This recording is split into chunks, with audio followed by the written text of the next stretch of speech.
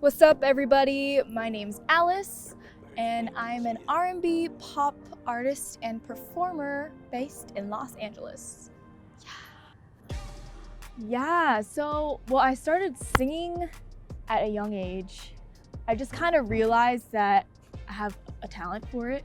And then when it came to stuff like chorus, in-school activities, the musical, I got the lead in the musical and I would get solos in chorus. And when you're younger, you don't really wonder if you're talented, but eventually I came to a point where I was like, am I good at anything?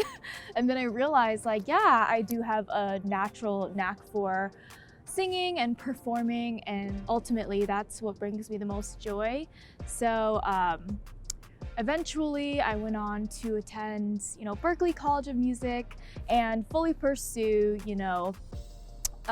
music professionally, except at that point I hadn't really thought about being an artist myself, because a lot of my life I was fed all these lies, basically saying that, you're Asian, so why don't you just go to Korea and pursue K-pop? And I was told oh, you want to be on Broadway, but what character can you play? Mulan? So for a while, I had given up on my passions, except eventually, and we'll get to this later, I decided to pursue artistry full on, and it was absolutely the best decision of my life. At first, I had a lot of doubts, like I mentioned before, because, I felt like there was kind of no way an Asian artist can make it in America. I felt like there was kind of no hope, and, there weren't really people at that point who had gone before me and had done it, that I felt like it was impossible for me to do it myself. However, after seeing this burst of Asian American talent on the screen and on the stage, from Crazy Rich Asians to BTS, I realized oh, it's absolutely possible for someone like me with my face, with these eyes, to do it too. So the first step in getting to where you want to go is friggin' believe in yourself. Listen, no artist has ever won a Grammy. No one has ever built a successful business off of them just sitting there and doubting themselves. They all believed that they had a good product or they had a talent and they were worth, investing in, and were worth investing in themselves. And so my way of doing that was I moved to LA, and I just networked the shit out of everything. Except I think what has made me successful in that is that I definitely am not one to use people, which I would say is pretty prevalent, unfortunately, in this industry and in this city especially. But for me, it's I just like to build authentic relationships, and a lot of magic comes from that. If people don't actually care about you or care for you or care to work with you, then it shows in your work. But I've built a lot of close friendships and relationships with people that are genuine and are real, because we have love and care for each other. And I think that's a big reason why I've been able to do well in my journey as an artist. I actually think if I were not Korean American, I don't know if I would be as passionate about this as I am. To kind of explain myself, I know I'm gonna get there, just period. I have a burning passion, a burning belief, in my mind, I'm gonna make it, I'm gonna be successful.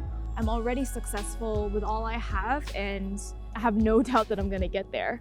But the thing is, I think a lot of that has to do with being doubted so heavily because of my Asian American identity, and being Korean as well, So I think that for me, I have this kind of complex where I like to prove myself.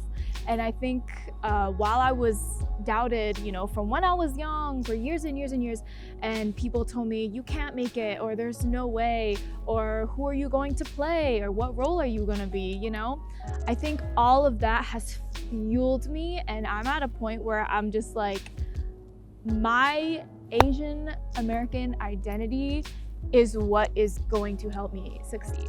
And that's all thanks to the people who have gone before me. You know, when Parasite won 4 Oscars, I like sat in my bed watching the live stream and I just cried, because, you know, to be able to see people who look like you when you've been doubted and wanted that to be you your whole life succeed, it's like, it absolutely changes your world. So I'm so grateful to be a Korean American entertainer, and because of that, like, I am more passionate than ever to succeed, and I will. I've had a roller coaster, you see. So at first I was like, yeah, okay. Fun fact, I actually used to work a 9 to 5 to like pay my bills and pay for my music and stuff. And I also pursued artistry. So pre-COVID, I was packed schedule-wise, like morning to night all the time. And what I realized happened from that is I unintentionally pushed a lot of people away, you know? I've always had a lot of people who have stuck by me and supported me and have been so good to me. And I feel like just knowing that, and with my busyness, I took advantage of it, you know? And I think that's really sad. So one revelation I've had during COVID, while went from packed schedule from almost nothing to do, is like, wow, like, value your relationships, girl. And it's been a huge blessing actually to realize that, because, you know, I was busy and I was doing well career-wise and I was, you know, booking things and whatever, but I could say I was like happy, but I wasn't truly fulfilled, because, you know, we're all fueled by people and the people we love. So that was a big revelation I've had during COVID. Musically, at first I was like, wow, I'm stumped. Like, I felt like kind of like a loser in the beginning, because I was like, I have nothing to do. And I realized a lot of my self-worth is very achievement-based. Like, I felt like because I wasn't performing at like big shows, because there were no shows and all these things, I kind of felt like, oh, maybe I'm not as good as I thought I was, and things like that. So a lot of, you know, self-healing and self-evaluation happened during COVID that ultimately helped me at this point become, you know, a happier, more fulfilled human being, and ultimately has fed into my artistry as well. So now, you know, I'm never going back to that 9 to 5 job. I haven't told them yet, but here we go. Fire me. And then, and aside from that, you know, it's also helped me cultivate really deep relationships with my musical teams I work on, which is freaking awesome, because once you really know each other and have this sort of synergy to when you work with one another, then the music ultimately speaks for itself. So I don't know when this is airing, people, but tomorrow is January 28th. It is my birthday, and it is also my release for my single Holy Grail. Check it out on Spotify, okay?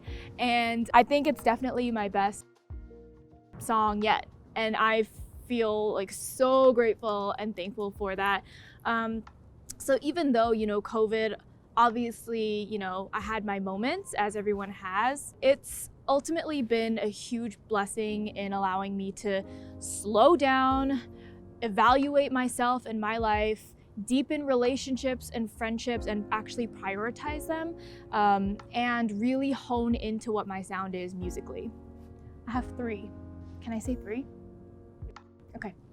So the first struggle is, first off, I'm independent. I'm not with a label.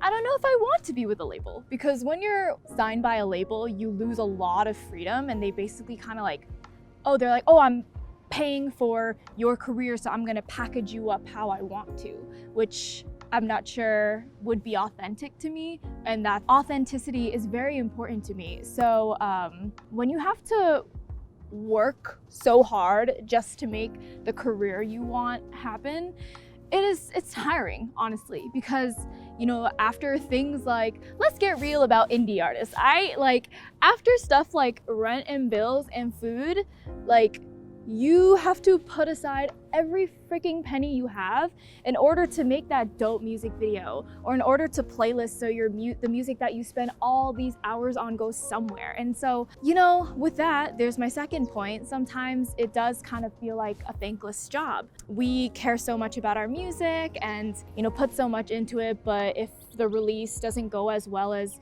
you hope, you know, it's a very defeating feeling, if I'm being honest. But honestly, that's just the struggle of being independent. And I will say that I would prefer this life over working my 9 to 5 and, you know, doing anything I don't care as much about. So even so, I do feel grateful. And thirdly, you know, for a female artist in the entertainment industry, there's a lot of internal conflict that happens, okay?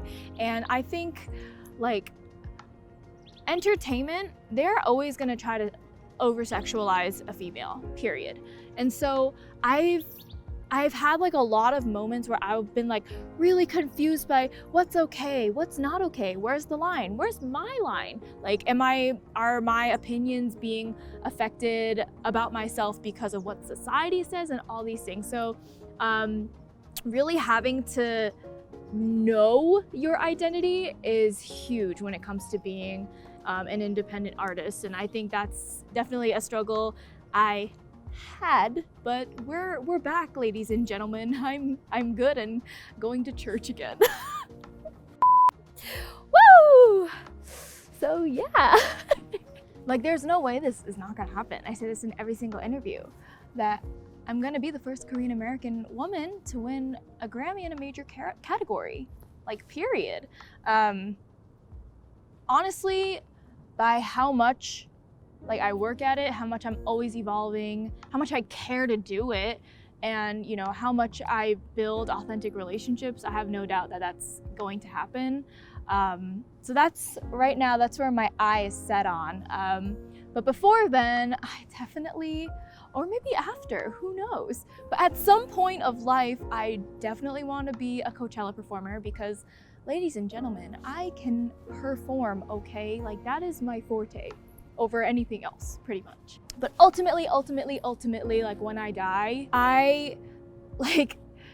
that's why all the glitz and glam, like, it can seem fun and cute and like Instagram and all these pictures that are pretty and whatever, like, it seems all nice and fun temporarily. But at the end of the day, if some Asian kid saw me on TV or saw me at an award show or something and then felt like their dream is possible, then I have succeeded in life. Because, like, I cannot forget that empty, sad feeling I felt when all I was doing was working and I wasn't singing and I wasn't making music and I wasn't performing, and I felt so empty and so drained and so unfulfilled.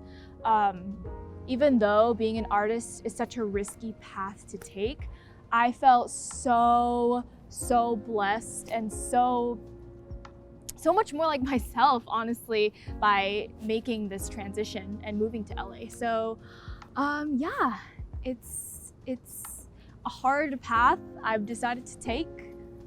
Sometimes I'm like, why was my goal to change the world?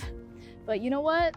If anyone can do it, I know I can. So see me on the big screen, big stages, ladies and gentlemen. Okay, we're done. Bye.